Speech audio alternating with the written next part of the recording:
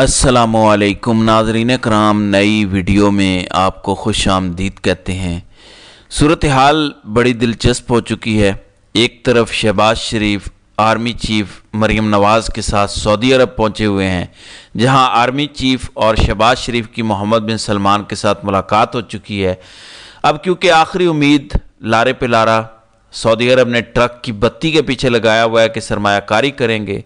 32 रुकनी वफद आ रहा है, छोटा वफद, बड़ा वफद, 30-30 अरब रुपए की सरमायाकारी होने जा रही है।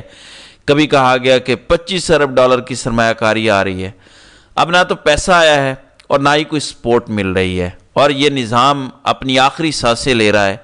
लिहाजा अपने आप को बचाने के लिए आप कह लें ये वो आखिरी दौरा है, आखिरी सहारा है कि मोहम्मद बिन सलमान की मिन्नत समाजत की जाए। और ये पिछले कोई 6 महीनों में 7वां या 8वां दौरा है शहबाज शरीफ का। सऊदी अरब के तरले मिन्नतें हो रही हैं, और ये जो मोहम्मद बिन सलमान के साथ मुलाकात हुई है उसके बाद पता चलेगा कि क्या ये रजीम बचता है या नहीं बचता। बज़ाहिर इससे पहले जो सऊदी अरब ने, जिसे कहते हैं ना सज्जी दिखा के खबी मारी, और सऊदी अरब का मुतालबा है कि आप जो कुछ अपने मुल्क के अंदर कर रहे हैं इससे निज़ाम नहीं चलने वाला। दूसरी तरफ डोनाल्ड ट्रंप की टीम से भी आज एक बड़ी खबर आई है। देखें, जो बाइडन दौर में ये होता था कि जब भी पाकिस्तान के हवाले से कोई सवाल होता था ना कि इलेक्शन ठीक नहीं हुए, वहाँ पे आइन नहीं है, वहाँ पे इमरान खान कैद हैं, जमहूरियत नहीं है, तो वो कहते थे हमने नज़र रखी हुई है और ये पाकिस्तान का अंदरूनी मसला है, हम इस पर बात नहीं करेंगे। पाकिस्तान एक आज़ाद मुल्क है, खुद मुख्तार मुल्क है, और ये पाकिस्तान का अपना मसला है। लेकिन अब की बार जो अमेरिका के स्पोक्स पर्सन का बयान सामने आया, ख़ास तौर पर डोनाल्ड ट्रंप के जो स्पोक्स पर्सन हैं, उनकी जानिब से कहा गया कि ट्रंप ने पाकिस्तान के हवाले से अभी अपना माइंड मेकअप नहीं किया। यानी ट्रंप इस हवाले से सोच रहे हैं और उसके बाद वो कोई एक्शन लेंगे, क्योंकि अभी ट्रंप को आए हुए 8 हफ्ते ही हुए हैं, और 8 हफ्तों के अंदर यूक्रेन का मसला, अभी 2 दिन पहले खबर आई कि 2.5 घंटे लंबी कॉल हुई है पुतिन और डोनाल्ड ट्रंप के दरमियान, जिसमें यूक्रेन की जंग को रोकने के हवाले से। इससे पहले ट्रंप इसराइल और फ़लस्तीन वाले मामले में भी पड़ा रहा, फिर अपने एग्जेक्टिव ऑर्डर्स, अंदरूनी मसाइल और डिफरेंट तरह की चीज़ें हैं। अभी वो कहते हैं कि ट्रंप ने अपना माइंड मेकअप नहीं किया, कर रहा है, और ट्रंप एक्शन लेगा, जो बाइडन इंतज़ामिया की तरह नहीं होगा कि अंदरूनी मसला है, बैरूनी मसला है, इन चीज़ों में पड़ा नहीं जाएगा। लिहाजा मसाइल मौजूद हैं, ख़तरा भी टला नहीं है। अगरचे कैदी नंबर 804 ने वो जो ओवरसीज़ की कमेटी बनाई थी बैनुल अक़वामी मामलात के लिए, वो तोड़ दी है, डिज़ोल्व कर दी है, लेकिन ख़तरा तो है। और यहाँ पे मसला है दहशत गर्दी और मईशत। IMF वाले आए और कोई पता नहीं है कि पैसे देंगे या नहीं देंगे, और अब सूरत हाल ये हो गई है। पिछली वीडियो में मैंने आपको बताया था, कहा जा रहा है कि इमरान खान को भी अगर लाना पड़े इजलास के अंदर 5-6 घंटों के लिए तो कोई मसले वाली बात नहीं है, ले आएंगे, बस PTI वाले हमें कह कर तो देखें। और अब ये जो सऊदी अरब का दौरा है, सऊदी अरब का दौरा ज़रा देखें। मरियम बीबी साथ गई हैं 4 रोज़ा उम्रा करने के लिए, और बीबी ने जो हाथ में बैग पकड़ा हुआ था उसकी मालियत अब सामने आई है कि वो तकरीबन 60 लाख का छोटा सा बैग है, जो मरियम नवाज़ ने चश्मा लगाया, अबाया पहना और साथ में बैग था, तो 60 लाख का तकरीबन वो बैग है। और यहाँ पे ज़रा पाकिस्तान में खबर सुन लें। खबर यह है कि मियो हॉस्पिटल, वही हॉस्पिटल जहाँ पे चंद दिन पहले मरियम बीबी गई थी, the guy need to be fired, MS को निकाल दिया जाए। और MS पहले ही इस्तीफा दे चुका था। वहाँ पे मुलाजिम ने खुद सोजी करने की कोशिश की है, यानी सुसाइड करने की कोशिश की है, और वहाँ पे सिक्योरिटी वाले पहुँचे हैं और उन्होंने फौरी तौर पे खुद सोजी की कोशिश को नाकाम बनाया, क्योंकि मुलाजिम ने अपने ऊपर तेल छिड़क लिया था, वो अपने आप को आग लगाने ही वाला था। अब खबर यह है कि हस्पताल के 39 वर्कर्स, जिनको तकरीबन 4 महीनों से तनख्वाहें नहीं मिली, अंदाज़ा करें इतनी महंगाई है, रमज़ान का महीना चल रहा है, ये आम 30-35 हज़ार रुपये वाले वर्कर्स होंगे, तनख्वाहें नहीं मिली, घर कैसे चलाएं? 4 महीने हो गए।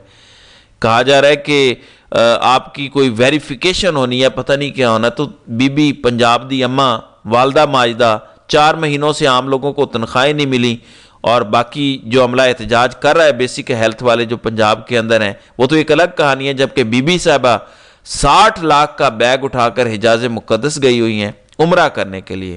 پھر نواز شریف کے حوالے سے بھی خبر آ گئی ہے کہ میاں صاحب بھی جلد اگلے 2-4 دنوں میں سعودی عرب جا رہے ہیں، آخری ایام رمضان المبارک کے وہ بھی سعودی عرب کے اندر گزاریں گے۔ لیکن جو آج جسٹس اعجاز اسحاق خان کی عدالت سے تگڑا سرپرائز آیا ہے، جو وہ ڈٹے ہیں، پیچھے نہیں ہٹ رہے، حالانکہ کاز لسٹ آج بھی نہیں تھی، اس کے باوجود جسٹس اعجاز اسحاق خان نے سوموٹو کے تحت کارروائی کی ہے، سماعت کی ہے۔ ایڈوکیٹ جنرل کو بھی بتایا تھا اور ان سے پوچھا گیا کہ آپ بتائیں یہ جو سی پی سی دفعہ 24 کے تحت انہوں نے وہ مقدمہ لے لیا جسٹس اعجاز اسحاق سے اور لارجر بینچ بنا دیا، کیا یہ کارروائی ٹھیک تھی؟ تو ایڈوکیٹ جنرل نے بھی کہا کہ یہ غلط ہے، ایسا نہیں ہو سکتا۔ جسٹس اعجاز نے کہا کہ دیکھیے ہوتا یہ ہے کہ مجھ سے پوچھا جاتا، میں وہ مقدمہ مارک کرتا، فائل چیف جسٹس کو بھجواتا، اس کے بعد چیف جسٹس نے یہ فیصلہ کرنا تھا، یہ کیسے ہو گیا؟ خود ہی انہوں نے فیصلہ کر لیا، ایسے نہیں ہو سکتا۔ انہوں نے کہا ایسا نہیں ہو سکتا، اور پھر بتایا گیا ایڈوکیٹ جنرل کی جانب سے کہ آپ نے دل کی باتیں کی، بڑی باتیں کی، آج ہمیں بھی سن لیں۔ پی ٹی آئی کے اپنے لوگ عمران خان کے سپوکس پرسن نیاز اللہ نیازی کہہ چکے ہیں کہ یہ مشال یوسف زئی تو عمران خان کی وکیل ہی نہیں ہے، لہٰذا ان کا مقدمہ کیسا، ملاقات کیسی؟ جس پر جسٹس سردار اعجاز نے کہا مسئلہ یہ نہیں ہے کہ یہ وکیل ہیں یا نہیں، اس وقت میرے سامنے جو مقدمہ ہے کیسے مجھ سے کیس لے لیا گیا۔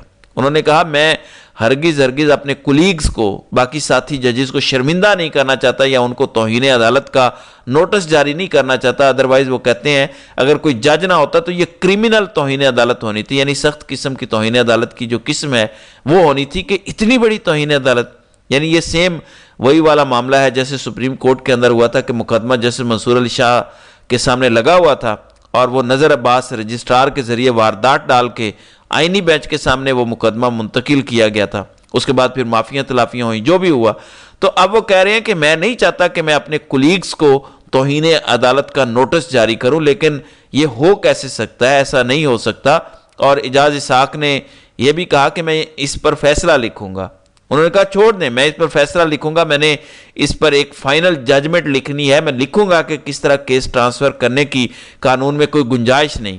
اگر یہ کام ہائی کورٹ کے جج نے نہ کیا ہوتا تو یہ کرمنل توہین عدالت ہوتی۔ انہوں نے کہا کہ میں پیچھے نہیں ہٹوں گا اور اس کو میں منطقی انجام تک پہنچاؤں گا۔ پھر انہوں نے کہا کہ میں ڈرنے والا نہیں ہوں، نظام یہ چاہتا ہے کہ ہمیں دیوار میں چن دے، نظام یہ چاہتا ہے کہ ہم استعفے دے کر گھر چلے جائیں، ایسا نہیں ہوگا، ہم جھکیں گے نہیں۔ پھر دوسری طرف تماشا دیکھیں، اسلام آباد ہائی کورٹ کے اندر ہی 3 رکنی جو لارجر بینچ بنا ہے، جس کے اندر اعظم خان، جسٹس ارباب محمد طاہر، اور ارباب محمد طاہر بھی اپنا قبلہ تبدیل کر چکے ہیں، اور قائم مقام چیف جسٹس ڈوگر انہوں نے بھی سماعت کر دی ہے آج، جس کے اندر پیر تک کے لیے نوٹس بھیجا گیا ہے اڈیالہ جیل کے سپرنٹینڈنٹ کو کہ بتائیں ملاقاتوں والا کیا میکانزم ہے، کیا اصول ہے۔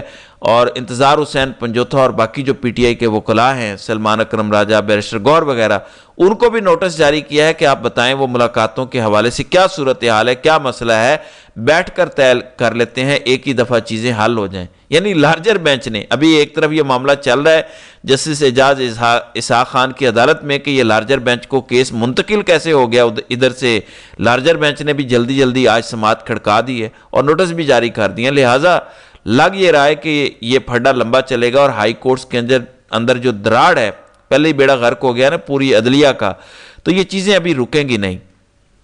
دوسری طرف آج پارلیمنٹ کا اجلاس تھا، قومی اسمبلی کا، حکومت کی جانب سے کوئی بندہ نہیں تھا، 56 افراد کی کابینہ ہو چکی ہے، کوئی بندہ ہی نہیں تھا، پی ٹی آئی کے کچھ لوگ تھے لیکن حکومت میں سے کوئی تھا ہی نہیں، اور مجبوراً ڈپٹی اسپیکر کو سماعت جمعے کے لیے ملتوی کرنی پڑی۔ تو یہ کیا تماشا ہے، اتنے وزراء، اتنی کابینہ، اسمبلی کے اندر کوئی نظر نہیں آیا، پروٹوکول، گاڑیاں چلاؤ، ہوٹر انجوائے کرو جب تک ہیں، جب تک دہاڑیاں لگ رہی ہیں تو دہاڑیوں پر فوکس کرنا چاہیے۔ یعنی ان فضول چیزوں پر آپ نے فوکس کر کے کرنا بھی کیا ہے۔ اور پی ٹی آئی کے لیے بھی اچھی خبر آپ کہہ لیں، خوشخبری کہہ لیں، ایک ورکر پی ٹی آئی کے ہیں حیدر سعید، جن کو بنی گالہ اسلام آباد سے اٹھا لیا گیا تھا، 3 روزہ ان کا جسمانی ریمانڈ منظور ہوا تھا، آج دوبارہ 3 روز گزر جانے کے بعد انہیں عدالت میں پیش کیا گیا ہے۔ پی ٹی آئی کے وکلاء بھی پیش ہوئے، کچھ ورکرز بھی پیش ہوئے، حیدر سعید کی والدہ بھی تھیں، تو اب حیدر سعید کو جوڈیشل کر دیا گیا ہے۔ جوڈیشل کرنے کا مطلب یہ ہوتا ہے کہ آپ کو اڈیالہ جیل بھیج دیں گے اور اس کے بعد آپ کی ضمانت بعد از گرفتاری ہو جاتی ہے، کیس تو چلتا رہتا ہے لیکن کم از کم آپ کی رہائی ہو جاتی ہے۔ تو یہ ایک بڑی پیش رفت ہے، کیونکہ پیکا ایکٹ کے تحت یہ مقدمہ درج کیا گیا تھا اور کہا گیا تھا کہ پتہ نہیں کوئی فوج کے اندر بغاوت کرنے کی کوشش کی گئی ہے، پھر جعفر ایکسپریس واقعے کو لے کر فیک نیوز پھیلائی گئی ہیں۔ لگ یہ رہا تھا کہ شاید یہ لمبے عرصے تک اس ورکر کو اندر رکھیں گے، بہرحال اب اسے جوڈیشل کر دیا گیا ہے، جو کہ اس سینیریو کے اندر ایک بڑی اچھی پیش رفت ہے۔ تو ناظرین کرام، آپ کی اس ویڈیو کے حوالے سے کیا رائے ہے؟ آپ اپنی رائے کا اظہار کامنٹ سیکشن میں ضرور کیجیے گا۔